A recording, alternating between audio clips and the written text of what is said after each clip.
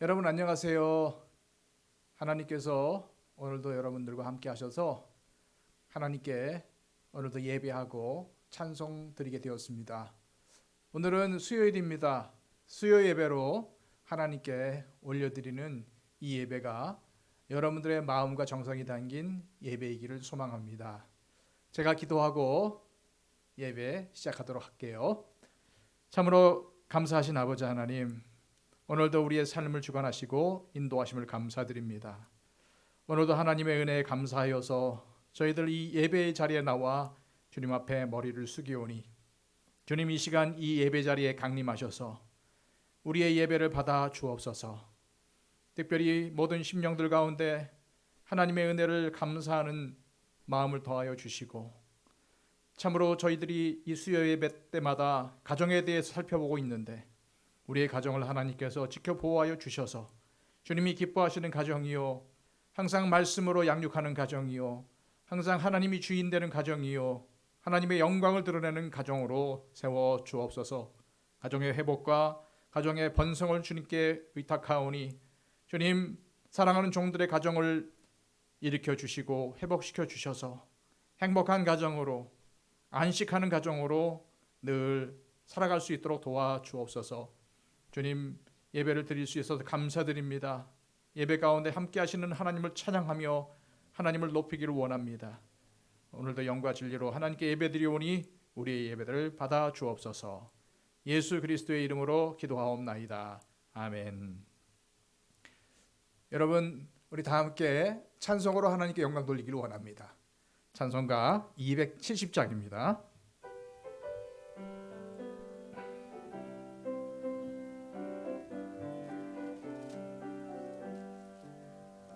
편찮는 주님의 사랑과 거룩한 보혈의 공로를 우리 다 찬양을 합시다. 주님을 만나볼 때까지 예수는 우리를 깨끗게 하시는 주시니 그의 피 우리를 눈보다 더 희게 하셨네. 우리를 깨끗게 한 피는 무궁한 생명의 물일세. 당명의 구원을 받은 자 하나님 찬양을 합시다. 예수는 우리를 깨끗게 하시는 주시니 그의 피 우리를 눈보다 더 희게 하셨네. 주님의 거룩한 보혈을 날마다 입으로 간증해 담대히 싸우며 나가세. 천국에 들어갈 때까지 예수는 우리를 깨끗게 하시는 주시니 그의 피 우리를 눈보다 더 희게 하셨네. 십자가 단단히 붙잡고 날마다 이기며 나가세. 머리에 면류관 쓰고서 주 앞에 찬양할 때까지 예수는 우리를 깨끗게 하시는 주시니 그의 피 우리를 눈보다 더 희게 하셨네. 아멘. 찬송가 한 장 더 부르겠습니다. 570장입니다.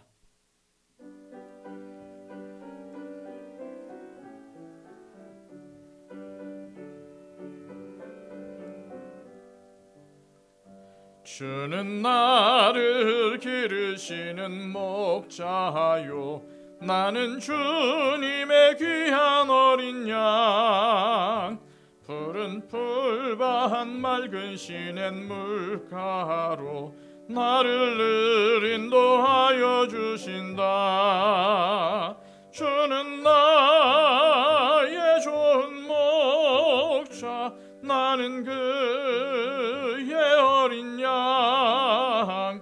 저를 따라 꼴을 먹여주시니 내게 부족함 전혀 없어라. 예쁜 새들 노래하는 아침과 노을 비끼는 고운 황혼에 사랑하는 나의 목자 음성이 나를 언제나 불러주신다. 주는 나의 좋은 목자, 나는 그의 어린 양. 저를 따라 꼴을 먹여주시니 내게 부족함 전혀 없어라. 못된 짐승 나를 해치 못하고 거친 비바람 상치 못하리. 나의 주님 강한 손을 펼치사 나를 주야로 지켜주신다. 주는 나의 좋은 목자, 나는 그의 어린 양. 저를 따라 꼴을 먹여주시니 내게 부족함 전혀 없어라.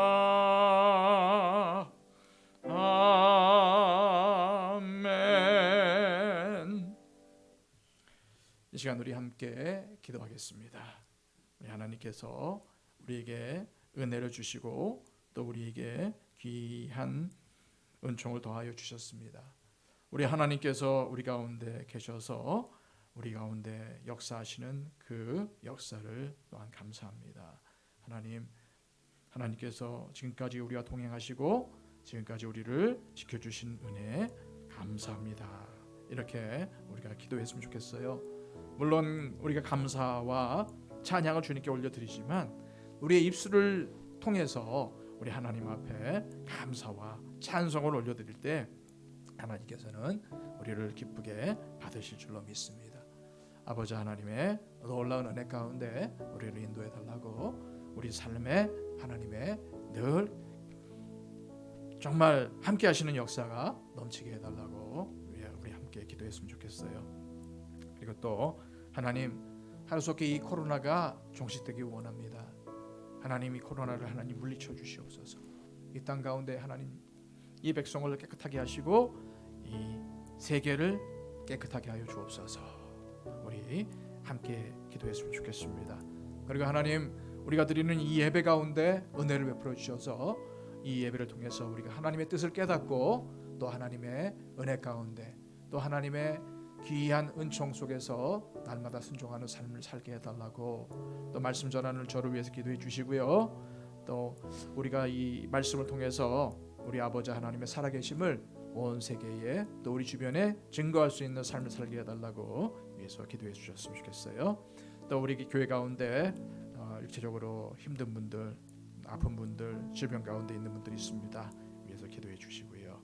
우리 교회가 하나님이 기뻐하시는 교회로 성장하며 또한 회복되길 원합니다. 이렇게 또 기도했으면 좋겠어요. 우리 다 함께 하나님 앞에 잠시 동안 기도하도록 하겠습니다.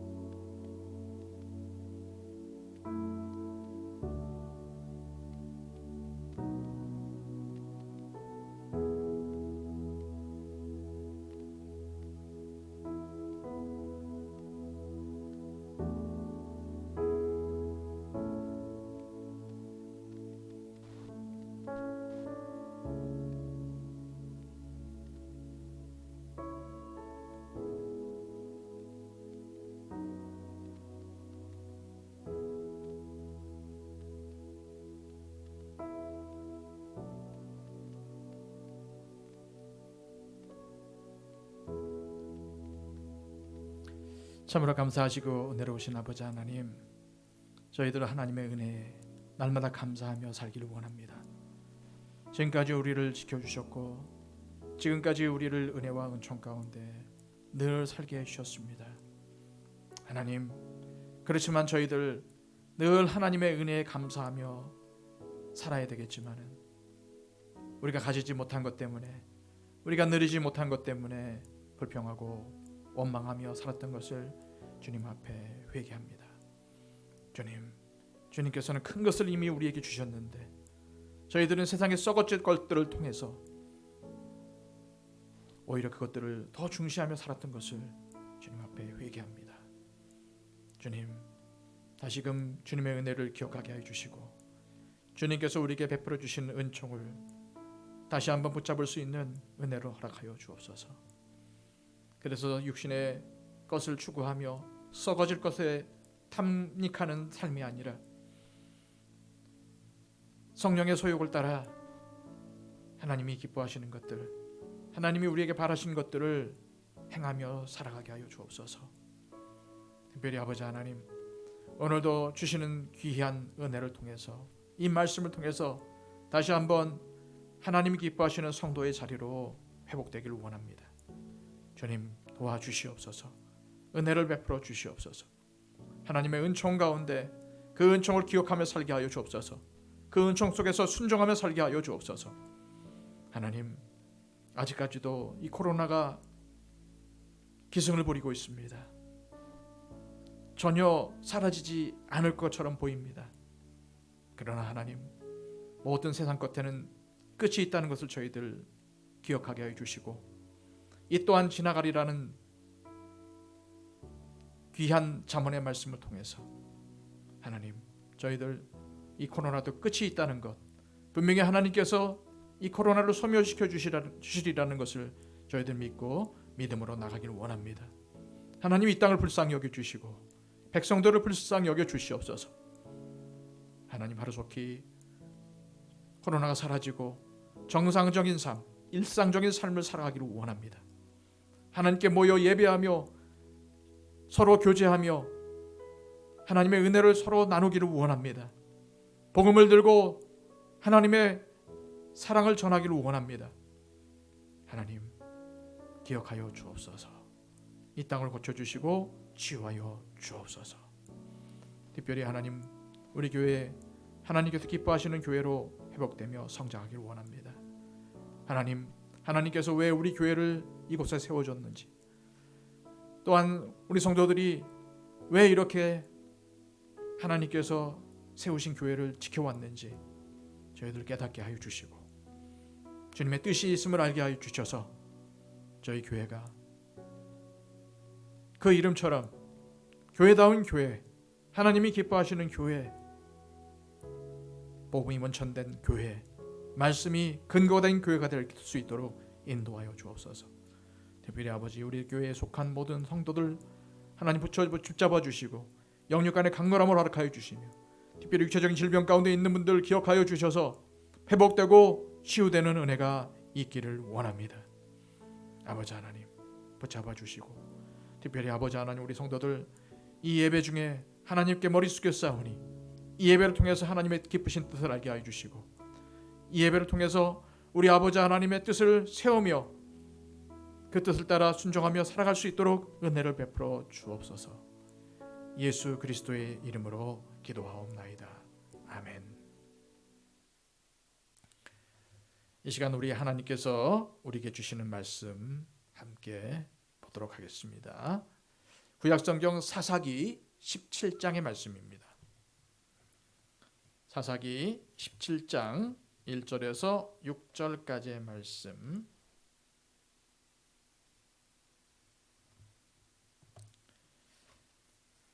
제 책으로는 구약성경 391쪽입니다. 에브라임 산지에 미가라 이름하는 사람이 있더니 그의 어머니에게 이르되 어머니께서 은 1,100을 잃어버리셨으므로 저주하시고 내 귀에도 말씀하셨더니 보소서 그 은이 내게 있나이다. 내가 그것을 가졌나이다 하니 그의 어머니가 이르되 내 아들이 여호와께 복받기를 원하노라 하니라. 미가가 은 1,100을 그의 어머니에게 도로 주매 그의 어머니가 이르되 내가 내 아들을 위하여 한 신상을 새기며 한 신상을 부어 만들기 위해 내 손에서 이 은을 여호와께 거룩히 드리노라. 그러므로 내가 이제 이 은을 네게 도로 주리라. 미가가 그 은을 그의 어머니에게 도로 주었으므로 어머니가 그 은 200을 가져다가 은장색에게 주어 한 신상을 새기고 한 신상을 부어 만들었더니 그 신상이 미가의 집에 있더라. 그 사람 미가에게 신당이 있으므로 그가 에봇과 드라빔을 만들고 한 아들을 세워 그의 제사장으로 삼았더라. 그때에는 이스라엘에 왕이 없었으므로 사람마다 자기 소견에 옳은 대로 행하였더라. 아멘. 한 성질 급한 사람이 버스를 탔습니다. 그런데 이 버스가 시골 버스이기에 시간이 돼도 떠나지 않고 계속 서 있었어요. 참다 못한 성질 급한 사람이 운전기사를 향해서 크게 소리를 질렀습니다. 이봐 기사 양반, 이 똥차 언제 떠나? 그 운전기사가 눈을 감으며 낮은 목소리로 대답을 합니다. 예, 똥이 다 차면 떠납니다. 다른 사람을 어떻게 규정하느냐에 따라서 자신도 그렇게 대접을 받는 거죠. 요즘 가정을 여러분들은 어떻게 생각을 하십니까? 자녀들을 어떻게 바라보십니까? 안타까운 것은 가정을 그저 놀이터 정도로 생각하는 사람들이 있어요. 여러분, 가정을 놀이터로 생각하는 사람 과연 있을까요? 그러나 실제로는 가정을 놀다가 싫어지면 내팽개치는 놀이터 취급하는 사람들이 있다는 겁니다. 가정을 하숙집이라고 생각하는 사람들이 어디 있겠습니까? 그러나 실제로 하숙집 취급을 하는 사람들이 있습니다. 이런 가정이 어떻게 행복한 가정, 평안한 안식처가 될 수가 있을까요? 사탄은 지금 가정들을 무너뜨리려고 공격을 하고 있습니다. 그래서 우리 가정에는 무엇보다 하나님의 임재가 있어야 행복하고 복된 가정이 될 수가 있지요. 오늘 본문에는 미가의 가정에 대해서 소개되어 있습니다.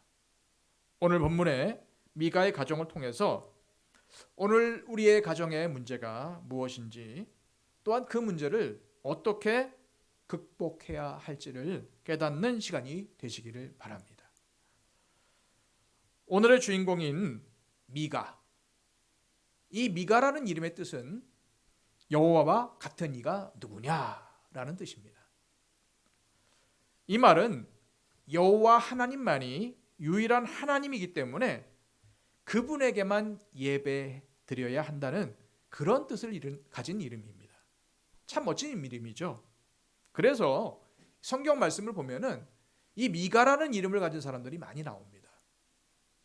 그런데 이 미가의 어머니가 상당한 부자였던 것 같아요.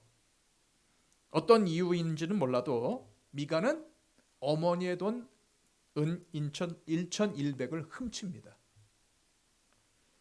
사사기 17장 10절에 보면은 미가가 레위 소년에게 자기 집 제사장 노릇을 해주면은 1년에 은 10, 의복 한 벌을 주겠다고 약속한 것만 보면은 제사장의 110년치 월급에 해당되는 어마어마한 돈이죠. 이런 엄청난 돈을 미가가 훔친 겁니다. 한편 미가의 어머니는 자기의 돈이 없어진 것을 알고는 저주를 퍼붓습니다. 미가의 어머니가 저주를 퍼붓는데 차마 입에 담을 수 없는 온갖 저주를 다 퍼부었던 모양이에요. 그 저주가 하도 심해서인지 아니면 미가의 양심에 가책을 느껴서인지 훔친 돈을 그만 어머니에게 가져다 줍니다. 그랬더니 이 어머니가 금세 입이 벌어지면서 아들에게 여호와께 네가 복받기를 원하노라 라고 하면서 조금 전과는 180도의 달라진 모습을 보이죠. 조금 전까지 저주를 퍼붓고 있다가 돈을 도로 찾으니까 입이 벌어지면서 그 입술이 축복의 입술로 변한 거예요. 자식은 부모의 돈을 훔치고 또 부모는 돈을 잃어버렸다고 자식 앞에서 돈을 훔쳐간 사람을 저주합니다. 그런데 돈을 훔친 미가는 어머니의 저주의 말을 듣고 자신이 그 돈을 훔쳐갔다는 사실을 고백하고 어머니에게 돈을 돌려주지요. 그러자 어머니의 저주의 말이 금세 축복의 말로 바뀌어요. 그런데 오늘 본문에서 미가의 어머니가 내 아들이 여호와께 복받기를 원하노라 라고 말하고 있는데요. 이 말은 신앙에서 나온 말일까요? 아닐까요? 여러분, 이 말은 신앙에서 나온 말이 아닙니다. 비록 바로 이 고대 주술적인 미신에서 비롯된 거예요. 입에서 나온 저주는 축복에 의해서 상쇄될 수 있다는 미신입니다. 다시 말해서 저주를 했잖아요. 그럼 금세 거기에 대해 축복을 하면은 그 저주가 무효가 된다는, 사라진다는 그런 미신입니다. 따라서 성경에서 가르쳐주고 있는 신앙과는 분명히 다른 거죠. 미가 어머니의 관심사는 오로지 돈밖에 없습니다. 돈 때문에 저주하고 돈 때문에 축복을 합니다. 돈이 모든 것의 기준이었어요. 그러니 신앙이나 영적인 것에는 관심이 없을 수밖에 없는 거죠. 오직 돈이면 무슨 일이든지 다 할 수 있다는 것이 미가 어머니의 생각이었고 사사시대 당시의 시대적 분위기였습니다. 여러분, 부모 돈이지만 자식이 훔쳤다면 돈의 많고 적음을 떠나서 왜 그 돈을 훔치는 것이 죄인지 자식에게 분명히 알려줘야 됐습니다. 그리고 죄를 속죄하기 위해서 하나님 앞에 속건제를 드리게 했어야만 했습니다. 이것이 율법입니다. 그러나 미가의 어머니는 전혀 아들을 꾸짖지 않죠. 책망하지 않습니다. 징계하지 않습니다. 그냥 돈을 돌려주니까 내 아들이 여호와께 복받기를 원하노라 라고 합니다. 여러분, 이렇게 한다고 이런 아들이 복을 받을 수 있겠습니까? 제대로 가르치지는 않고 복받기만 바란다고 해서 하나님이 복을 주실까요?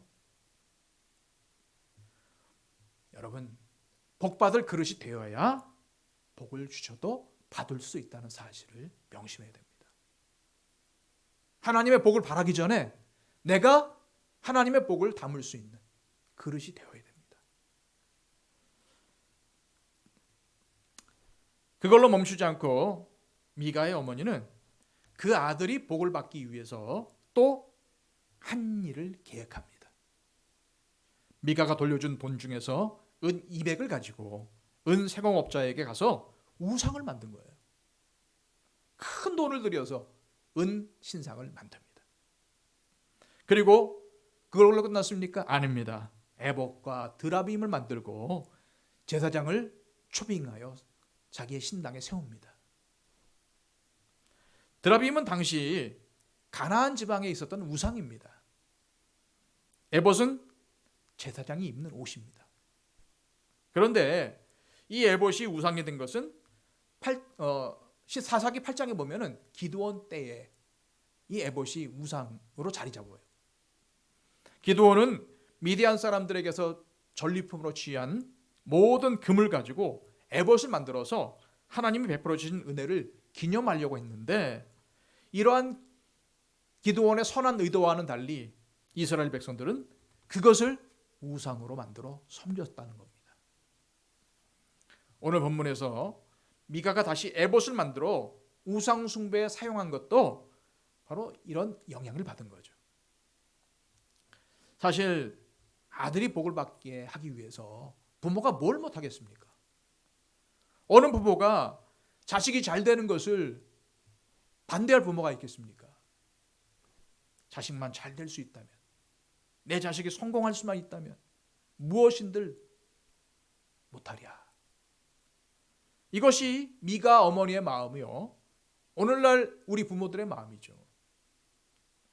그러나 이런 생각을 가지고 진리 안에서 자식을 사랑하는 것이 아니라 세상 욕망 가운데서 삐뚤어진 자식 사랑을 하는 부모들이 많이 있습니다. 미가의 어머니를 보십시오. 진정으로 자식을 사랑하는 것이 무엇인지를 모르고 있습니다. 자식이 도둑질을 해도 책망하지 않습니다. 신당을 만들어서 우상을 섬기게 하는 일을 오히려 엄마가 앞장서서 장려합니다. 결과적으로 보면은 아들이 그것 때문에 복을 받은 것이 아니라 하나님의 저주를 받게 되었습니다. 사사기 17장을 끝까지 읽어보시면은 오히려 이로 인해서 단지파 사람들에게 제사장과 신상과 드라빔을 다 뺏기고 12지파 중에 하나인 단지파를 파멸에 빠지게 하는 원인을 제공하는 것을 볼 수가 있습니다. 이게 어디 축복입니까? 오늘날 많은 부모들이 자식에게 올인하죠. 자식을 위해서 시간, 에너지, 재물을 쏟아붓습니다. 그러나 그 어떤 부모도요, 그 결과에 만족하는 부모가 없습니다. 자식을 위해서 세상적인 방법으로 그렇게 열정과 물질과 에너지와 시간을 쏟아부었는데 결과가 만족스럽습니까? 삐뚤어진 자식 사랑은 자식을 복되게 하는 것이 아니라 오히려 망치게 하고 저주받게 합니다. 얼마 전에 여러분들도 잘 아시는 사건일 수 있겠는데요, 노부모가 자식에게 준 재산을 법원에다가 다시 반환해 달라는 신청을 했다고 합니다. 이처럼 요즘 부모가 자녀들에게 재산을 돌려달라는 소송이 많이 들었다고 해요. 자녀들이 부모를 잘 모시겠다고 해서 이 재산을 미리 준 겁니다. 그런데 이 재산을 받은 자녀가 효도하지 않아요.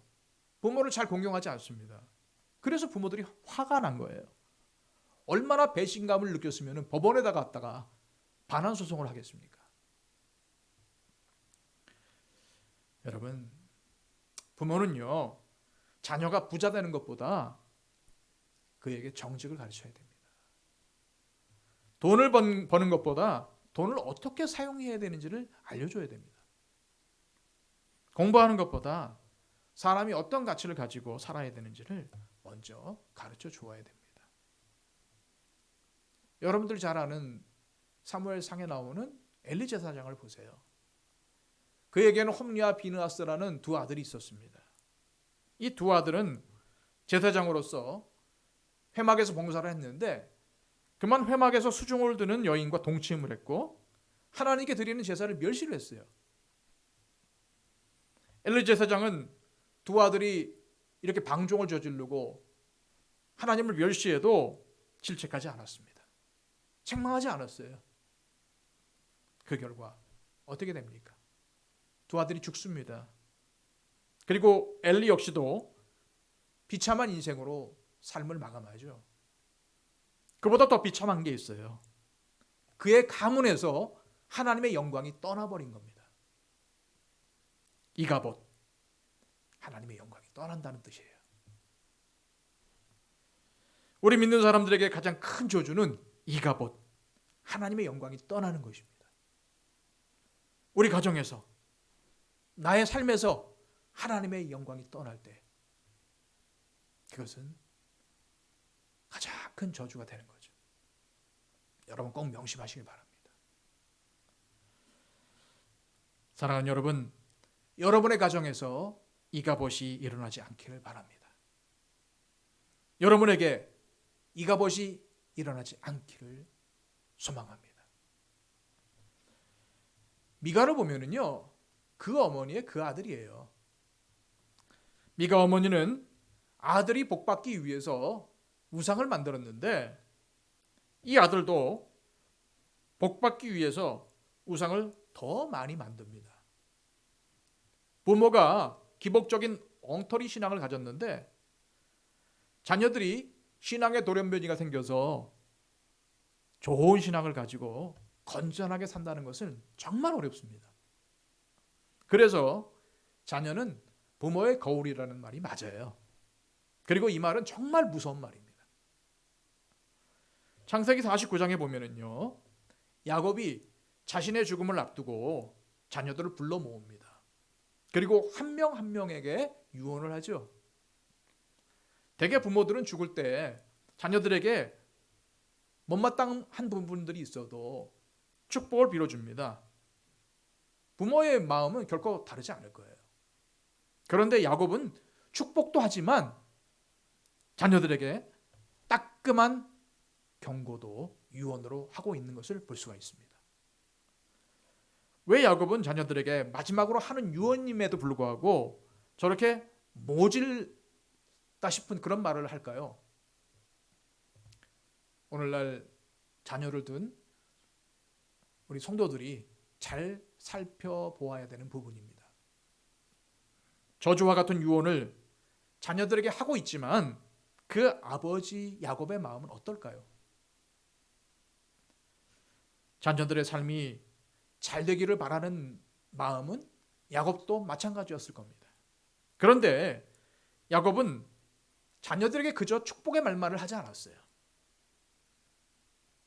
야곱은 그 누구보다도 축복은 바란다고 해서 되는 것이 아니라 하나님이 그 축복을 주셔야 되고 그 축복을 누릴 수 있는 그릇이 되어야 된다는 것을 본인의 삶을 통해서 분명히 깨달았던 사람입니다. 형 에서의 배고픔을 이용해서 장자권을 빼앗고 또 앞을 보지 못하는 아버지 이삭에게 자신이 에서라고 속이고 축복을 가로챘지만 되는 것 없이 험악한 인생을 살았던 것이 바로 야곱의 삶이었습니다. 내가 복된 삶을 살려고 해도 하나님께서 복을 주시지 않으면 안 된다는 것을 그는 야복강에서 깨달았습니다. 그래서 야복강을 건너지 못하고 밤새 씨름을 한 거죠. 그리고 깨달았습니다. 내가 원한다고 잡아지는 축복이 아니라는 것을 말입니다.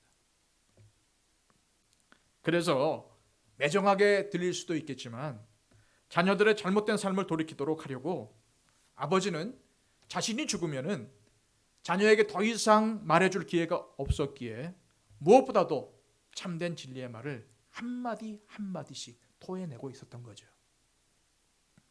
다른 말은 안 듣는 사람도 유언이라고 하면은 그래도 들으니까 말이죠. 그래서 말씀을 듣고 하나님의 은혜 가운데로 돌아오면 하나님은 긍휼의 하나님이시니까 자녀들에게 은혜를 베푸실 것을 믿었던 겁니다. 신명기 28장 1절에서 2절까지 말씀입니다.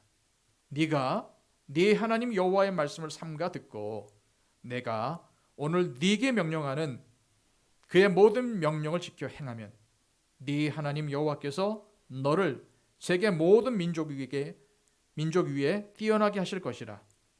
네가 네 하나님 여호와의 말씀을 청종하면 이 모든 복이 네게 임하며 네게 이르리니.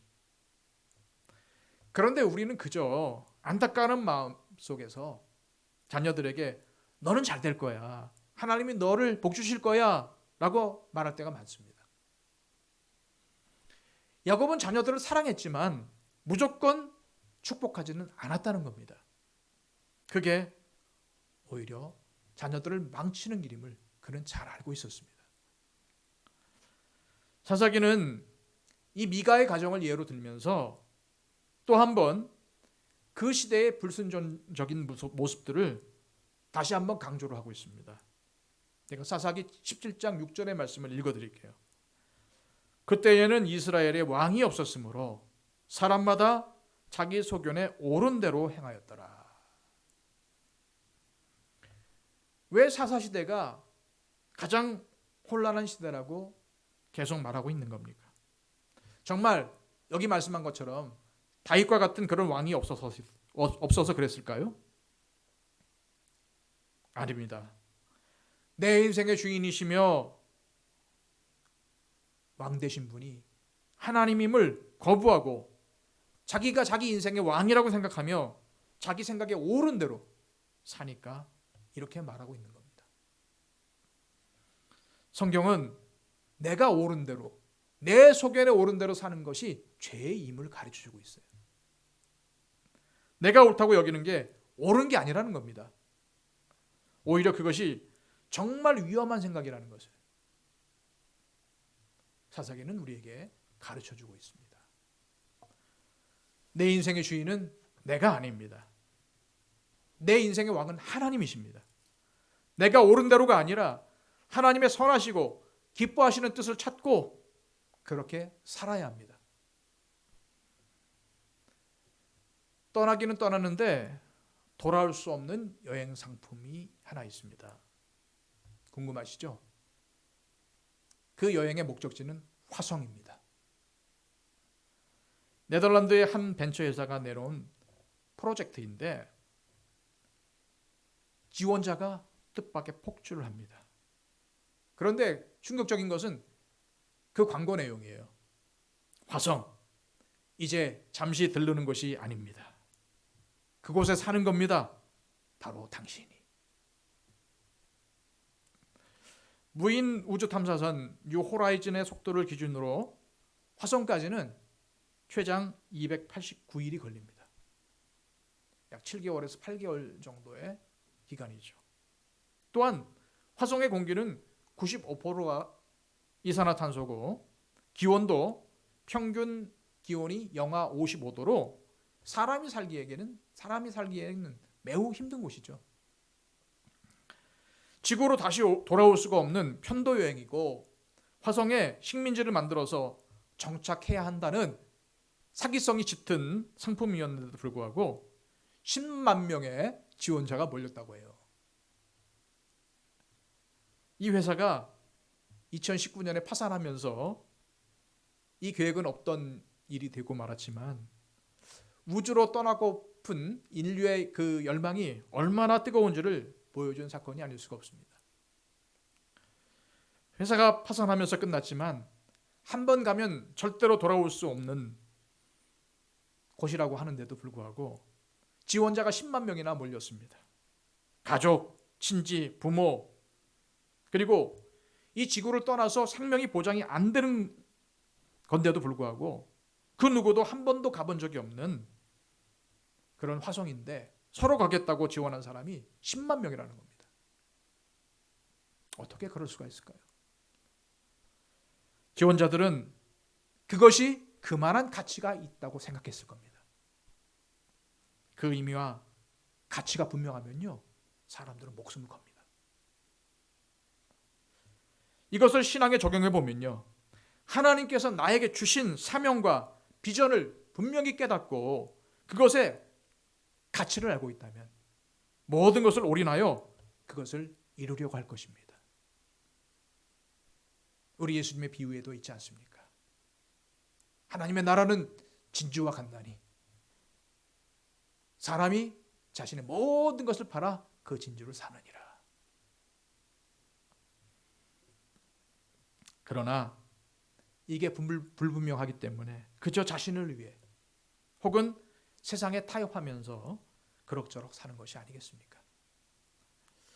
하나님이 이 세상에 나를 보내신 분명한 목적, 우리 가정을 이루게 하신 분명한 목적이 없다면, 그 목적을 깨닫지 못한다면 그저 그런 인생, 그저 그런 가정이 될 수밖에 없습니다. 돋보기로 초점을 맞추기 전에는 햇빛은 아무것도 태우지 못합니다. 하나님께 대한 초점을 잃고 자신이 왕이 되어서 사는 시대가 미가가 살고 있었던 사사시대였습니다. 그리고 오늘날 우리가 사는 이 시대입니다. 어찌 보면 어둠의 시대요, 어찌 보면 하나님이 불러도 그 부르심에 응답함이 없는 패역한 시대가 온 것입니다. 이 시간 우리는 어떤 가치를 가지고 또한 어떻게 살고 있는지를 돌아보았으면 좋겠습니다. 저와 여러분은 하나님께서 중요하게 생각하시는 가치보다 세상에서 우리에게 가르쳐주는 그저 그런 가치에 목매여 살면서 미가 가정처럼 그렇게 살고 있지는 않습니까? 성경의 능력보다 세상 것에 더 가치를 두고 살고 있지는 않습니까? 하나님을 신뢰하며 하나님의 이름을 높이는 삶을 사시기를 축복합니다. 주님을 온전히 신뢰하고 여러분의 삶 가운데 주님이 왕 되시는 삶, 자신의 소견에 옳은 대로 사는 것이 아니라 내 안에 계신 그리스도의 말씀에 순종하며 사는 복된 가정, 복된 그리스도인들이 되시기를 주님의 이름으로 축복합니다. 기도하겠습니다. 아버지 하나님, 오늘 절대로 닮지 말아야 될 가정, 절대로 되어서는 안 될 가정인 미가의 가정을 통해서 하나님의 뜻을 살펴보았습니다. 저희들은 오늘 말씀에 담겨진 하나님의 소망을 알게 하여 주시고, 또한 우리 가정에 주신 목적, 또한 하나님께서 우리에게 주신 귀한 가치들을 깨닫고 살아갈 수 있도록 인도하여 주옵소서. 내 인생에 내가 주인이 되는 삶이 아니라 주님께서 나를 통치하시고 나의 삶을 주관하시는 주님이 왕된 삶임을 저희들 고백하며 살게 하여 주옵소서. 예수 그리스도의 이름으로 기도하옵나이다. 아멘.